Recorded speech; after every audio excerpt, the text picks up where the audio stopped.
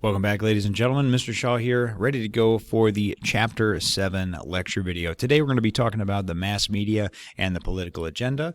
So without further ado, let's get right to it. A couple quick reminders, though, for you. Make sure you guys are pausing the video when you get to a new slide, writing it down, and then pressing play and then listening to the video. Again, that's going to help you guys be successful with this lecture video. All right, your objective today is to explain the role of the media and how the media influences public policy and public opinion. To be clear, of the four linkage institutions that we're going to talk about, again, I think that the media is probably the least important as far as the AP exam goes. But again, that is kind of a thing to be aware of. So make sure you guys know a linkage institution is anything that links the government and the people, or that it connects the government and the people, and there are four of them. Media is the one we're going to, and again, it goes by chapter. So media is one, political parties are another, campaigns and elections are the third, and the last one is interest groups. So again, those are that's pretty much the entire thing, the entire unit of what you guys are going to learn today, or this unit rather. Anyway, let's get to it. So the development of media politics. So at the time of the founding, there was really no press. There was, again, a few newspapers and things like that. Franklin Roosevelt really invented media politics in the in the 1930s and early 1940s. And so basically, these presidents that were taking over here in the early 1900s, they were starting to use the media to their advantage. And what's interesting to me about the media is that when we talk about how the media interacted with people and how the people viewed the media, basically up until the 1960s, if the media told you something, okay, like again, we're talking like a news outlet, okay, like if you read something in the paper, you heard something on the radio, okay, if that was news related, you believed it, okay? There was really no reason to not trust the media.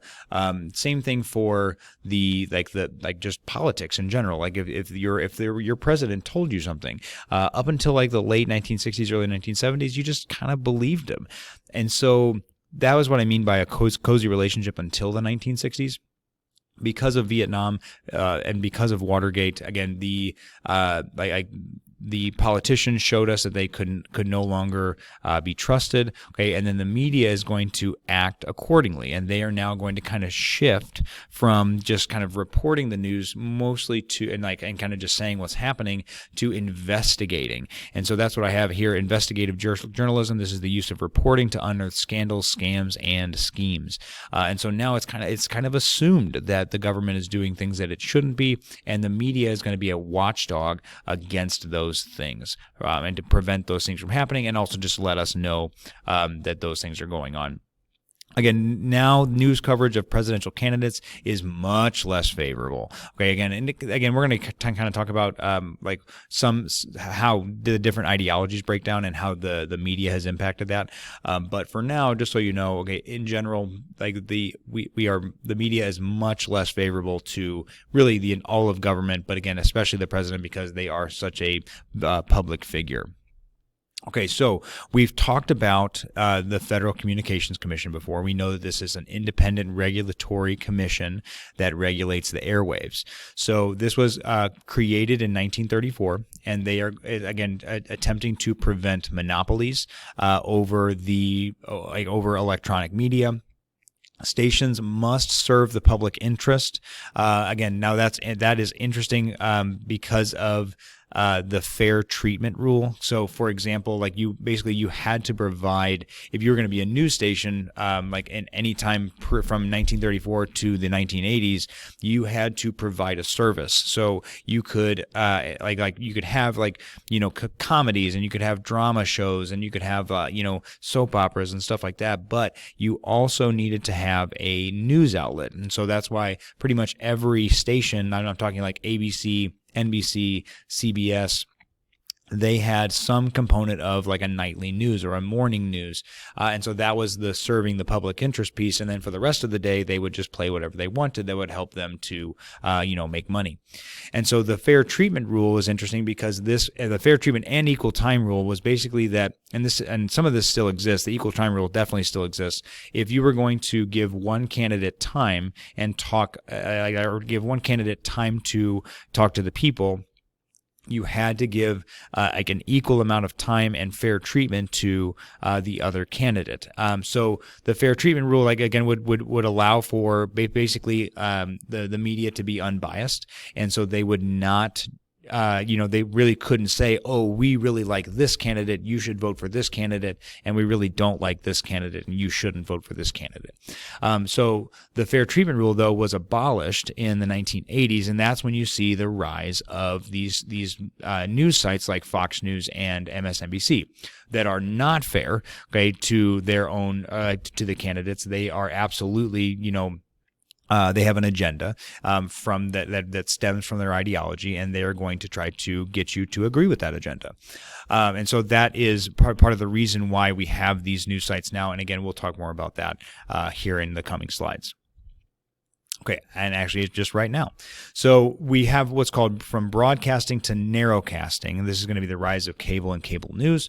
So again, when you think of like for example, NBC, it stands for I believe, or no, let's do ABC because I'm not now that I say that for about NBC, I'm not. I think it's National. I want to say National Broadcasting Corporation. Okay, I think ABC is American Broadcasting Corporation. Okay, anyway, so broadcasting means you would have try to get a wide variety of viewers. Okay, you might have people tune in to watch the news. You might have people tune in to watch like soap operas or your comedy shows or what have you, or sports, for example. So again, that's what broadcasting was. So now we don't have that as much anymore. We have what's called narrowcasting. Obviously, places like CBS, ABC, they still exist, okay, but not as many people watch them anymore, okay, so that they are going to watch channels on cable usually, or like streaming and things like that are narrowly tailored to their interests. So that's what narrowcasting is. It is media programming focused on a particular interest and aimed at a particular audience. So MSNBC, for example, is a news station. That's it. That's all they do. And they are tailored to the liberal ideology. So their audience, their target audience is just liberal. Same thing for Fox News. This is a news station that is their target audience is just conservatives. Okay. And so they don't have to be fair anymore to the other side. And again, that is kind of what helps them to tailor their messaging to just focus on, conservatives. Now, what's funny about that is that they're not going to say that. They're not going to come out and say, oh, we are just for liberals, but everybody pretty much knows it. Or like, if we're just for liberals or just for conservatives, everybody pretty much knows that.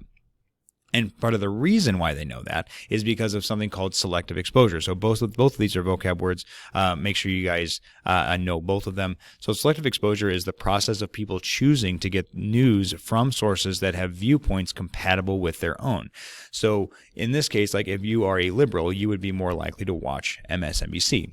And if you are a conservative, you would be more likely to watch Fox News.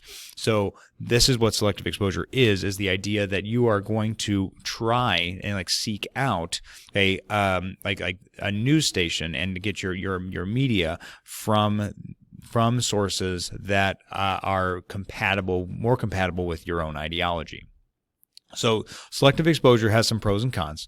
The first pro is that it is definitely ideologically tinged, which what that means is that it could stimulate involvement. Okay, so like what I mean is that you are going to really understand your own viewpoint very well, because when you like if you're a conservative and you turn on Fox News, you are going to be just like getting your own viewpoints spit back at you. Okay, same thing for MSNBC. Okay, if you're a liberal, you're just going to get your own liberal viewpoints like spit back at you from MSNBC. So you're going to be much more aware of what's at stake as well. Okay, you're going to understand your side of things very, very well. But the cons is that you're less able to see the other side, which means that you are less willing to compromise. And this is where we get to the divisions in America right now. People are just kind of really focused on like their own beliefs, and they don't really understand the others, and like this is where you say, like, people say, oh, liberals are just a bunch of snowflakes, or conservatives are like lack empathy. Like the reason why people think that is because they have not heard the other side, and they don't understand the other side because of selective exposure.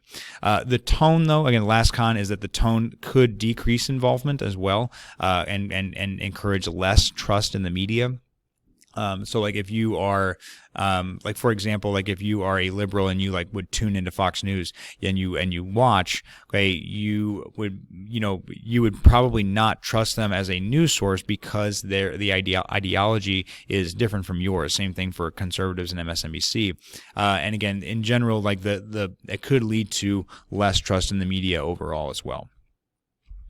Okay, again, this is going to be your polarized ideology here. Again, so like CNN used to be like pretty in the middle. Again, this is from 2014. CNN has kind of skewed a little bit left since Trump was inaugurated in 2016. But again, usually CNN is kind of considered to be like a more of a moderate place, or a more of a moderate news outlet. But again, you see here Fox News is going to be consistently conservative. And then as you get further along here, again, consistently liberal is going to be like the CNNs and then the MSNBCs. But again, this is, I think, so the audiences of cable news channels are polarized by political ideology. So this is the people that are watching. Okay, so like the consistently conservative is most likely to watch Fox News, and then consistently liberal are more likely to watch MSNBC or CNN. Okay, so getting into private control of the media, this is really important, but not necessarily like as a vocab word, just to kind of understand selective exposure more broadly. Again, private is much more common in the United States. Public control is much more common abroad. So we do actually have like a public news station. It's called PBS, and that is pretty much the only one. We do have it's on television, obviously. We do have National Public Radio, NPR, that is a publicly controlled media outlet as well. But again, that's it. So that's why private is much more common. And then the freedom of the press abroad varies. Here, obviously, we have freedom of the press, so the media is able to publish stories that are, that don't make the government look very good. But again, in context, that is not always the case. Again, across the world. Again, China, Russia come to mind, North Korea as examples. Again, the goal of any private company is going to be their profit margins.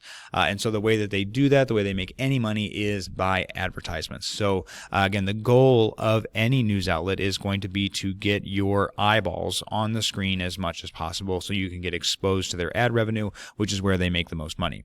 And even on a website, it's the same exact thing. This is why this is going to there's an increased focus on entertainment and a decreased focus on actual policy or like foreign news. Like, again, because people are bored. People are bored by actual policies, and so you're going to see like really like, again, I picture like CNN, like they're going to have big bold pictures right at the top and huge lettering that is going to be like basically now it's like just like what is the most recent thing that President Trump has done.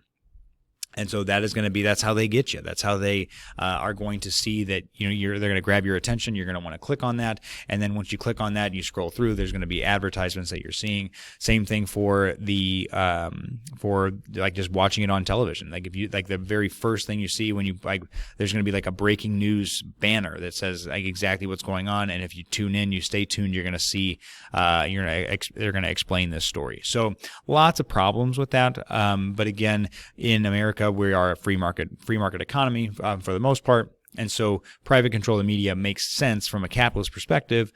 But when we talk about now the problems of like selective exposure and narrowcasting, it's really kind of gotten out of hand, and we don't really have a reliable source that is for the media besides like probably NPR or or PBS, that is just going to be like, hey, here's exactly what's happening. Okay, do with this information as you will. Most outlets are going to say, hey, here's what's happening, and here's what you should think about it, or here's what we want you to think about it, and that's unfortunate.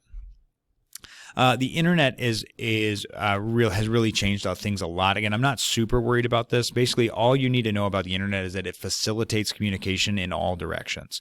Political campaigns are all easier now because of the internet. The media now they can get their message out a lot easier because of the internet. But the problem is that you have all of this information. Like, we've never had more access to information, but what we use it for is usually more like entertainment value and more pop culture, rather than like just, diving deep into understanding like the government and policy and how it impacts you and why you should care. Even now you're probably listening to me and you're like, man, I wish I could scroll through TikTok right now. This is part of the problem that the internet provides. Everybody is kind of a journalist now. Like, if you think about a blog, I could start a website tomorrow or today, and I could start just spouting out, well, here's what's happening, and then here's how I feel about it. And so it makes it very difficult to see, to separate authentic news from, just some Yahoo, named Doug on the internet, just telling you what he thinks. So again, that's definitely a problem as well. But again, lots of positives, obviously, but again, definitely some negatives for the internet with media. When we talk about presenting the news, we have kind of, again, the news is now more focused on sound bites. I blame Vines. Okay, people don't have a long attention span anymore. And so sound bites are short video clips of approximately 10 seconds. And literally what they'll do is they'll just show snippets. They'll show snippets of a speech or snippets of like an interview. And that is all they will show. And so now why the sound bites are so problematic is because they don't, like, politicians just don't try to explain complicated policy anymore, because they know, like, I think of, like, for example, like a universal health care. Like, politicians don't try to explain why this would be a good thing or why this is a bad thing.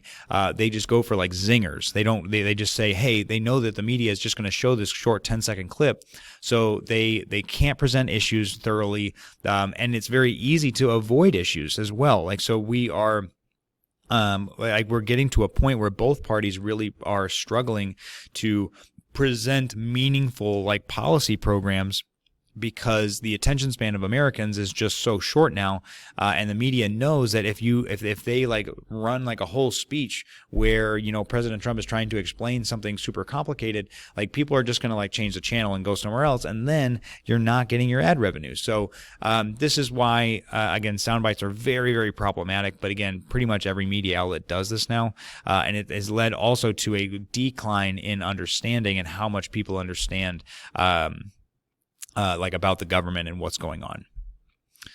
Okay, so let's talk about bias. Okay, I love talking about bias with the media because, again, everybody, people really have said a lot in the last 10 years that they talk about the liberal media, so the question is, do the media have a liberal bias?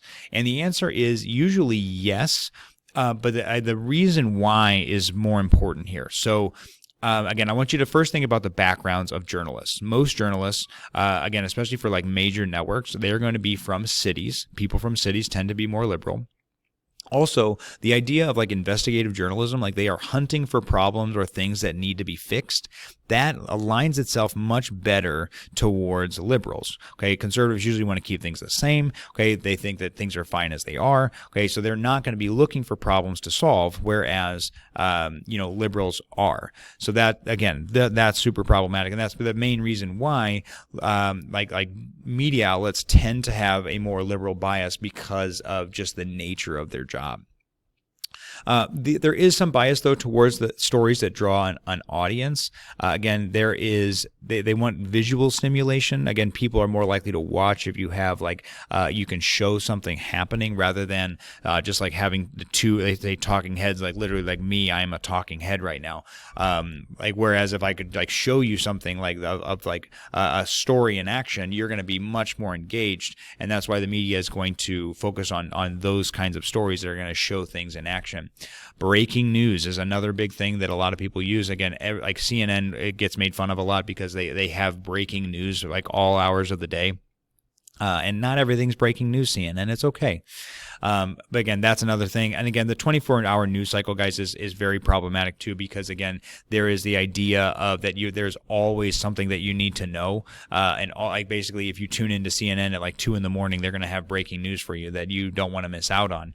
And so this is very problematic, and it's led to the idea that that it's basically that there's just so much information out there, and you really just have to they create things that in the news that are just maybe not necessarily that interesting or not necessarily that groundbreaking, but they treat it as such.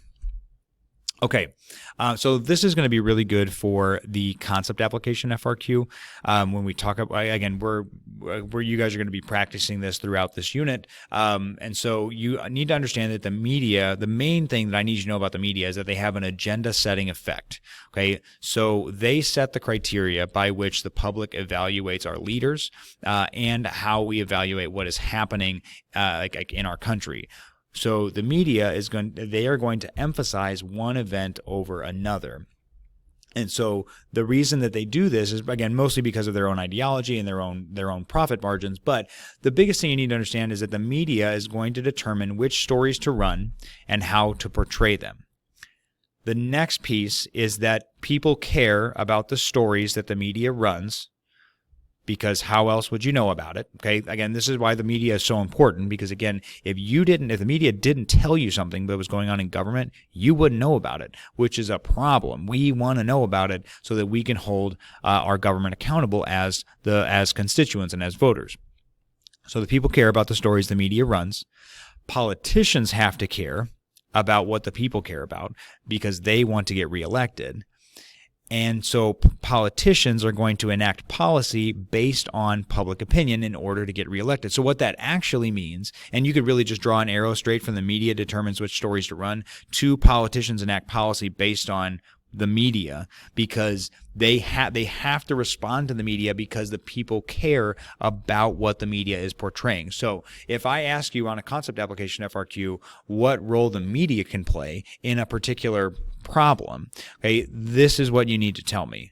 The media runs a story. They determine what story to run and how to portray it. People care about that story. Politicians care about what the people care about. So politicians are going to try to solve the problem that the media is portraying, okay, in order to get reelected.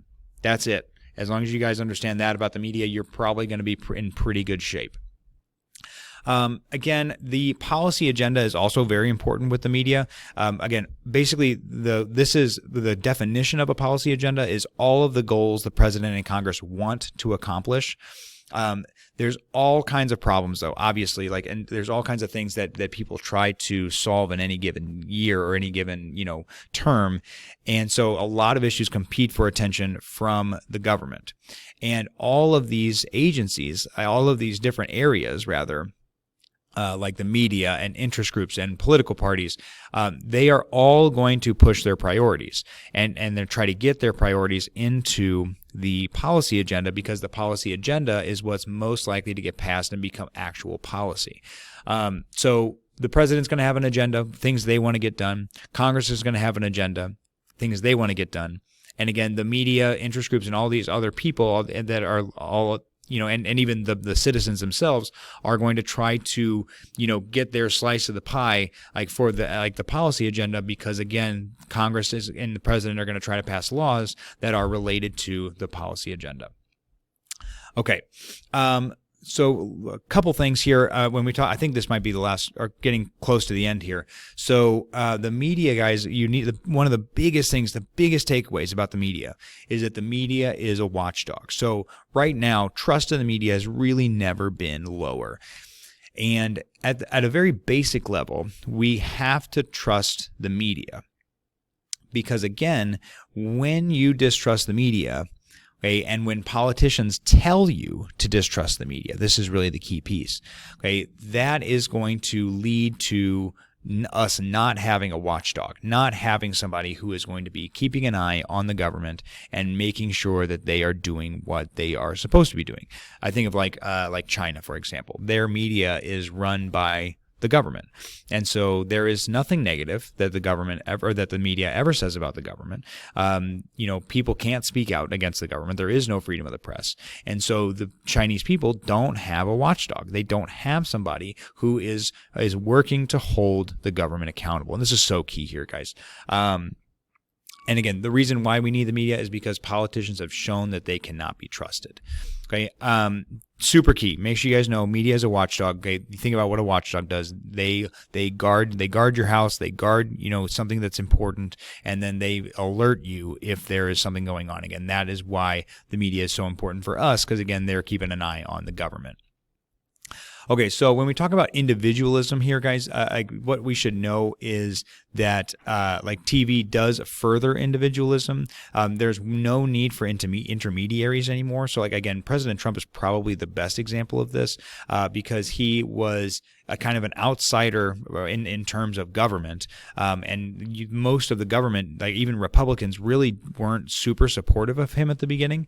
And so he was able, though, to get a lot of support from regular conservatives, I'm talking about people here, not like Fox News and media outlets. Because he didn't need to have an intermediary. He didn't have to go through CNN or Fox News. He could just go straight to Twitter and explain his beliefs. He could, go live on Instagram and explain his beliefs. And so he had a direct line of communication to the voters. And this is key here. This is why somebody like President Trump is going to be able to be elected now. Like President Trump back in, 1900s, like early 1900s especially, would never have won because he would have needed the media to be a connection to the people, and he wouldn't have, the media, if the media didn't allow it, if they didn't allow that connection, then he wouldn't have been able to be successful. So again, that is kind of what we're seeing now. The campaigns have become what's called candidate-centered, which means that the power of the parties is much less now because the candidates don't really need them as much. They can have a direct connection to the people, and that is going to be very relevant. So again, TV is also going to focus on individuals. Again, personality is very important. This is why, again, President Trump, just a great example. He is he's very polarizing.